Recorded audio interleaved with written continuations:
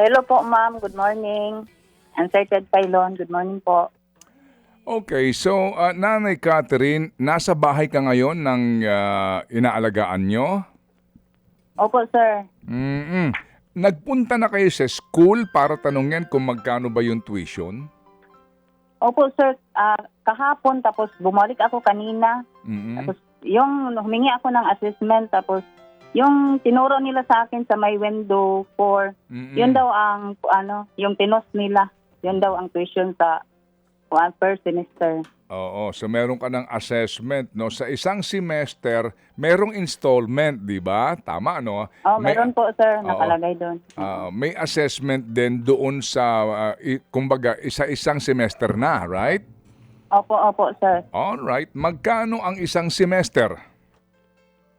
12,463, sir. Na-send ko na po.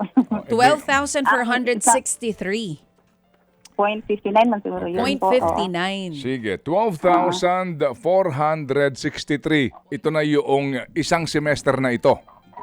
Yes po, sir. O, kailan ba ang pasukan? Ano pangalan ng nag-aaral mong anak? James Andre Malero po, sir. Lalaki ito. Yes po. Oo, ang kanyang kurso ay... Bachelor of Secondary Education, major in English. Ayun. So, education din. Di ba ikaw din education? BSBA po ako, sir. Tapos yung anak mo, meron ka na napagtapos na anak, di ba? Oh, yung panganay. Oo. Education din yon? BSBA po. BSBA, Bachelor of Science in Administration. Opo, Okay, sir. so ito ngayon, education ito. Oo. Alright, si James Andre Malero. First year siya, first sem. Yes po, Sir Ted. Alright. Yung 2,000 kasi sabi ko nga, hindi mo napapadala kasi nga baka naman, baka lang pwede natin itong mapag-ambag-ambagan para nga makatulong doon sa iyong pinoproblema na tuition. Yan, sige. So, Opo, sir. ang sinisweldo mo dyan, saan mo nagagamit? Ano-ano ang iyong mga obligasyon maliban nga dito sa tuition nito nag-aaral mong anak? Po, sir, yung pangkain namin araw-araw, tapos, kasi nangumpaan lang din po kami, sir, eh. Paano? Then, yun, nag-ambag-ambagan yung anak kong nagtatrabaho dyan sa Manila. Minsan, nagbibigay din naman po siya. Tapos yung tatay nitong mga anak mo, Yun, ang niya, pag tuwing klase, nagbibigay lang siya ng baon araw-araw. ang hirap nga, di ba? Ang hirap nito. Yes, sir. Yes. Oo, Opo, kasi Sir Ted. college ito, 4 na taon yan, di ba? Meron pang grade 10, may elementary pa. May grade 10 ka pa, may elementary ka pa. Itong grade 10 may tsaka, grade 6. itong grade 10 at saka itong grade 6 mo, public school na ito. Public po. Meron na silang gamit sa school? Wala pa po, Sir Ted. Oo nga, naintindihan din namin. Kaya paano ka naman makakaraos dyan? Palagay ko sa 300 piso isang araw, para nga sa iyong kinikita. And we say thank you din kay Tatay Jimmy nga sa pagkanlong sa iyo. Paano mo ito paano mo ito maitatawid? Yung nakatapos mong anak sa pag-aaral sa college, paano mo napatapos yon? Sir, nagtatrabaho ako sa yung tindahan. Yung wholesaler ba, nagtatrabaho ako doon. Tapos nagpapadala ako sa kanya ng allowance, linggo-linggo. Yun po. Nandito siya ngayon sa Maynila, ate? Nagtatrabaho na, Oo, tama? opo. Saan siya naninirahan dito? At ito ba ay nakakatulong na rin sa inyo kahit papano? Opo, ma'am. Kakatuwa din Nagbibigay naman siya. naman, in fairness. Saan po siya dito Minyo mismo? na kini siya, Minyo? Dalaga pa po, Sir Ted. Dalaga Okay. pa. Oo. Ano ito 25 anyo. Saan siya dito exactly, ate? Sa Maynila? Sa Taguig po, ma'am. Oo. So at least Kasi trabaho ni anak. nakakatulong na.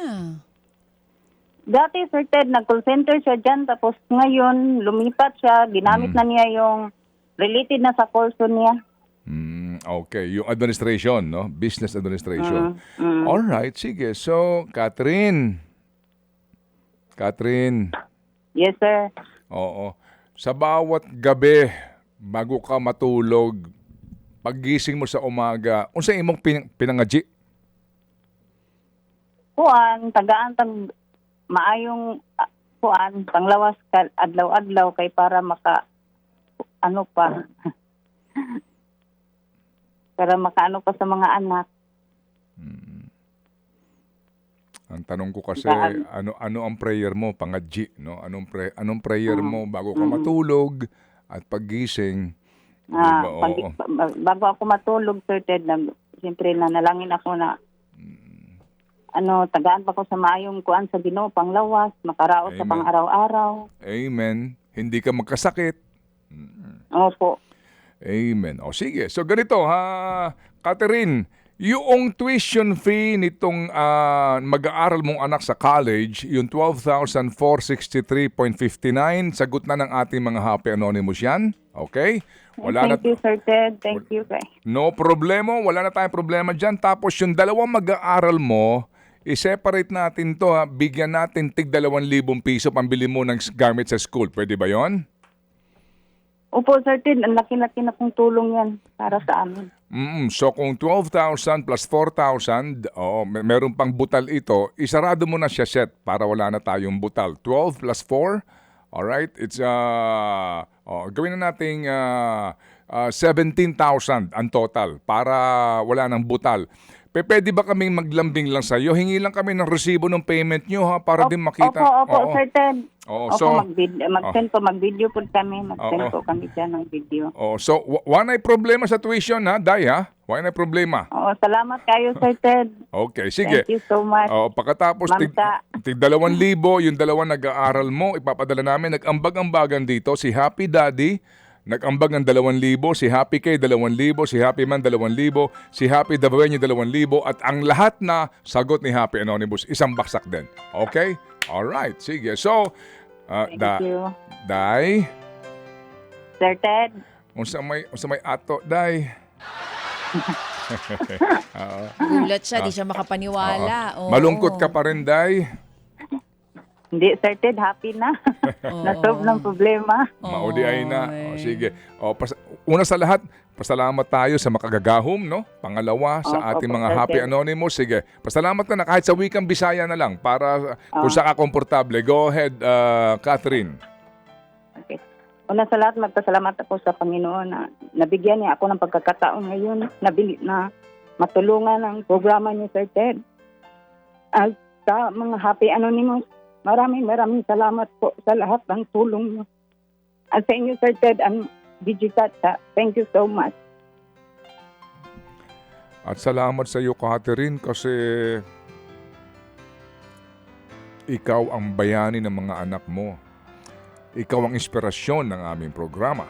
At salamat din kay Tatay Jimmy na naging daan para ka sumali sa aming programa. Diba? Opo, Sir Ted, kasi yun ang pinapanood niya araw-araw pagising niya sa umaga. Amen. So again, Catherine, nasa Panginoon ang lahat ng papuri at nasa iyo ang pagkilala. Amen? Okay, amen. Amen po, Sir Ted. Thank you, Sir Ted, ang Ma'am Digitata. Thank you. Salamat na marami. Yan nga po si Catherine Malero. Nasagot na po yung pang-isang semester ng kanyang anak at yung pambili ng school supplies nitong dalawa pang anak na nag-aaral. So a total of 17,000 pesos galing po sa ating mga Happy Anonymous. Thank you. Mga kapatid, patuloy po kayong tumutok sa 105.9 True FM para sa totoong balita, impormasyon, music, and entertainment. Mag-subscribe sa aming YouTube channel at podcast at sundan nyo kami sa Facebook, Instagram, X at TikTok sa True Network PH. Bisitahin din po ang aming official website, truefm.ph. At panoorin din kami sa True TV Signal, Channel 19. Kami po ang 105.9 True FM. Laging true sa'yo, kapatid.